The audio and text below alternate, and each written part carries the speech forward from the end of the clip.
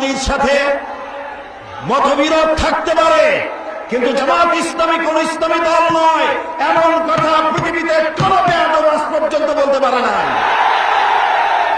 আমরা ইসলামী আন্দোলন করি জাহান্নামে যাওয়ার জন্য নয়, কারো কাছ থেকে সার্টিফিকেট গ্রহণ করে জামাত ইসলামী আন্দোলন করতে হবে এমন কাঙ্গালি বনা জামাতের হয় নাই।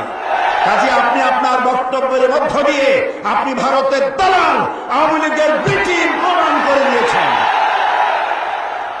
আজ বক্তৃতা করার সময় নয়, শুনতে এসেছি আমার নেতার কথা, শুনতে এসেছি জাতিকে যিনি বক্তব্য রাখবেন তার কথা শুনতে এসেছি। আজ পদত্যাগ করো, পদত্যাগ করো। মেজাজ এত খারাপ কেন? কারণ হলো এক বৃদ্ধ গিয়েছিল, বৃদ্ধ মানুষ কবিরাজের কাছে গিয়ে বলছে, কবিরাজ বাবা আমি তো আর আগের মতো চোখে দেখি না, কয় বুড়া হইল এরকম হয়, তো আমি তো আর কানেও শুনি না আগের মতো, কয় বুড়া হইল এরকম হয়, আমি আমার ঘুমও হয় না ঠিক মতো, কয় বুড়া হইল এরকম হয়। আরে বাবা আমি তো খাইয়াও হজম করতে পারি না, কয় বুড়া হইল এরকম হয়। বেচারা রাগ করে কবিরাজের গালে ঠাস করে এক চড় মেরেছে। কবিরাজ বলছে, চাচাজি এতো আমি রাগ করবো না, কারণ বুড়া হইলে মেজাজ এইরকমই খারাপ হয়। 2001 সালের নির্বাচনে আওয়ামী লীগ যে গোহারা হেরেছে, মেজাজ সেজন্যই খারাপ।